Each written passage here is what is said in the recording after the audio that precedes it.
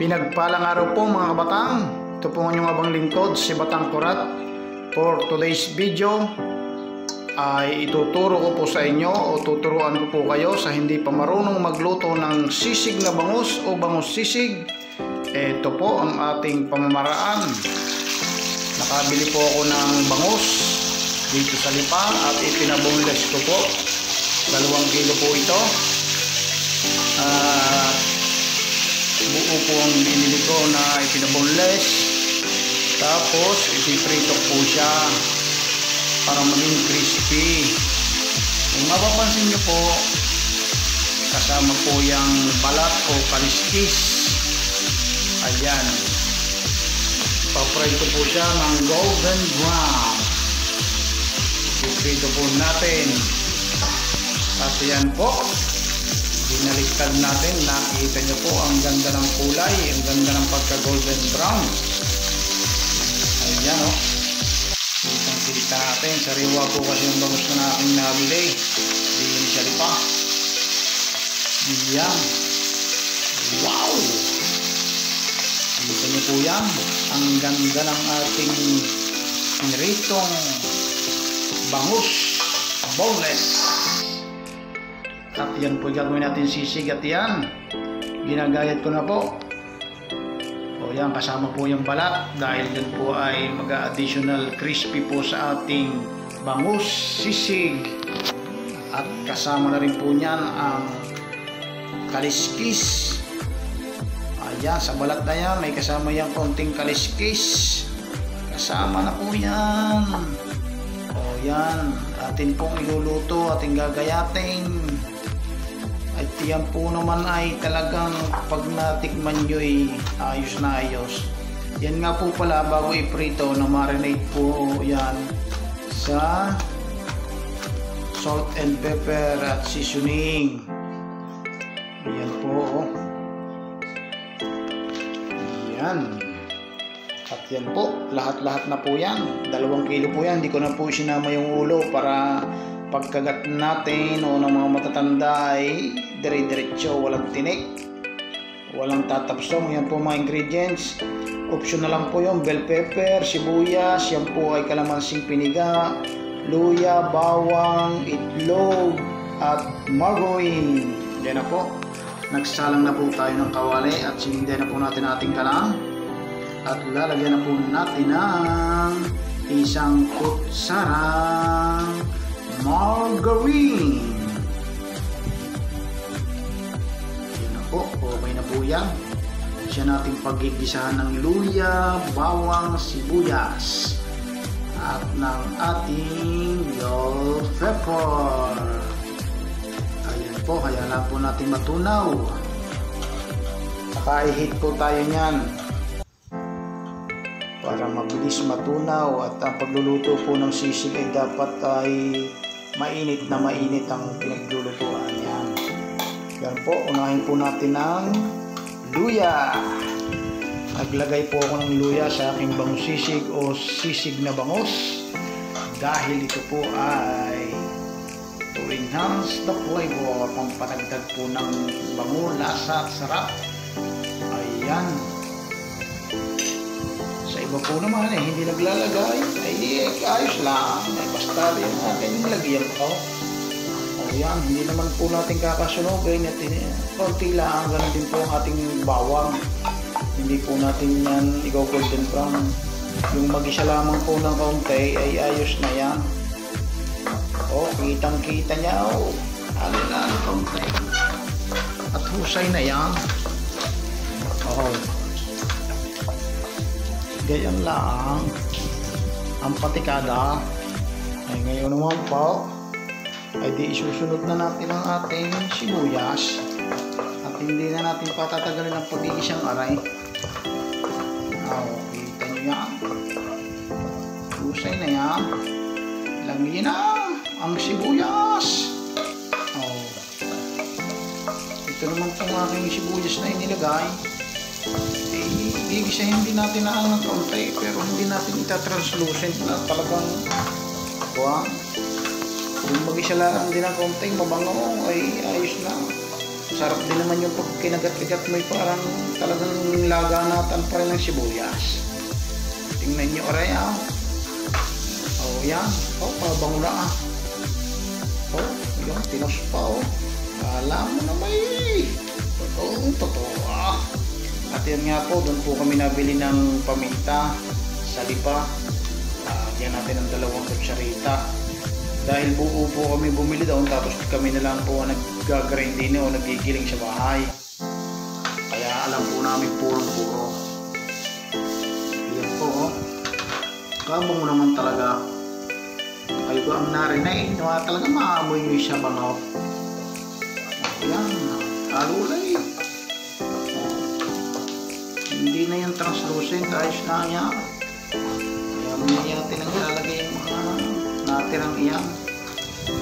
At sa aking mga subscribers, YouTube man o FB page, at sa mga followers, yan po, bell pepper po yan, optional. Kung meron po kayo, pampaganda po yan ng kulay. Ayan, pampatagdag ng enhanced flavor. Ayan, kita nyo po naman ang ganda. Pampaganda ng kulay sa ating sisig na yan. Sa hindi pa po nakaka-subscribe sa aking YouTube channel, please subscribe my YouTube channel and FB page. Same lang po, Batang Kurat. At sa walang sawang sumusubaybay sa inyong mabangit ko, maraming salamat sa inyo. God bless us all and count your blessings. Mabuhay! Tuloy-tuloy po tayo sa pagigisa ng ating mga sangkap para sa ating bangus sisig o sisig na bangus ala Batang Kurat. Ayan, ayos na po yan. Ihanda na rin natin ang ating bangus para igigisa na rin. Kitang-kita nyo, walang kadaya-daya. Ayan na. 2 kilo po itong ating bangus na ito. Noong ating mababunles at magayat ay ang nilabasan. Marami rin naman. Isang mangkok buwan malaki. Akala nyo lang yung maliit sa tingin, pero halos kasing laki rin ng paglulutuan. Tos ng kaunti, ayos na yan, yan, palalagay natin para maging crunchy lalaw. Galing husay. Kung kayo ay may pangpalagay na pong pasarap o yung seasoning o kaya inopyo, kasi nasa sa inyo na. Nakakita ko din ng seasoning powder, ay dinilagyan ko ng konti, binurburan ng konti. Pero naman, pwede naman wala salt and pepper lang. Kaya rin hindi ko na nilagyan ng salt. Kasi po may marinade na nga ako kanina sa pagka sa bangus bago prito. Kaya sinahuyong, ayos na huyong. Kabangaw talaga pag isahan ng margarine. Ito po, dilaw na ito. Ito po ay 12 kalamansi na malalaki. Nilagay ko na po ang aras. Yan. Tapos mamaya po ay meron pa rin tayong buo na pwede natin pisahin kung kulang pa. Ito niya ako, pabangaw hindi ko agad hinalo. Parang sa suka eh. Pwede namang haluin ka agad yung pagkalagay ang kalamansi. Wala akong problema yan kaysa suka na sinasabing napait daw. Pero dito sa kalamansi, pagkalagay haluin, walang problema. Yan po. Nakabangaw, tunay ka naman. At maraming salamat po sa aking mga subscriber around the world, around the Philippines, around Batangas, Tanawan, Malban, o sa lahat ng panig ng daigdig yan. Meron po akong siling green at saka siling labuyo o siling panigang. Ginayad ko po, tigda 2 piraso po yung maliliit lang. Inihalo ko na rin po dito. At meron po akong buong itinira. Kung gusto naman ay pagkakainit siyang kainit o display lang din. Yan, o garnish. Yan po ang itlog. Lalagyan ko po ng 4 na piraso. 2 kilong yung ating sisig. Depende po sa inyo kung ilan po ang prepare nyo. Kung gusto nyo pong lagyan ng itlog o hindi, wala pong problema. Ay meron pong itlog din. Nilagyan ko ng 4 na piraso. Yan Wow! Kitang-kita. Kabango, kasarap nito. Sigurado po itong masarap.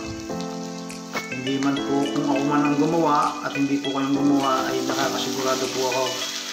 Tingnan nyo pong gawin o subukan nyo pong gawin sa inyong tahanan, sa inyong bahay. At patiin yung mga anak kung hindi man nakain ng ganaray ay kakain pamiyagaw. Pareho'y pinaboneless ko na dun sa lipa. May nabibilan ko doon ng boneless na bangos na kada linggo-linggo kami namamaling kilo ng isda, mura-mura daw. E di, lagi kami nabili ng bangos sa sukay. Boneless na kaga. Oo. Ay, yan. Maya-maya ihahanguin na natin yan. O, mga 5 minutong gisa-gisa ayos na. O, dahil luto naman ang isda natin, hindi yan ang hahanguin na natin. Tingnan nyo po. Oh, kabango. Oh, yan. Hango na. Switch off. Ang ating kalan. Oh. Oh, di husay na. Tayo kakain na ng pananghalian. Oh, mausap-usap pa. Kainitan. Tunay ka naman na pag hindi taob ang bahaw kaldero ng tanay. Oh. Mihatong talaba ang tamang ang nito. Mapulutan nga pang ulam ay dala na nito. Yan, oh, may buho pa tayong kalamansay. Oh, yan, ano pang garnish ang hinahanap? Itusok natin. Oh. May labuyo na may kwan pa, siling panigang. Wala lamang po kung spring onion. Ayos na po yan. Kita nyo po yung pulang bell pepper. Nagpaganda rin ang kulay sa ating sisig na bangos o bangos sisig, yung batang kurap. Wow! Wow! Kitang-kita nyo po ang kagandahan ng ating bangos sisig at tunay na masarap. Ayan, ito po yung abang lingkod, si Batang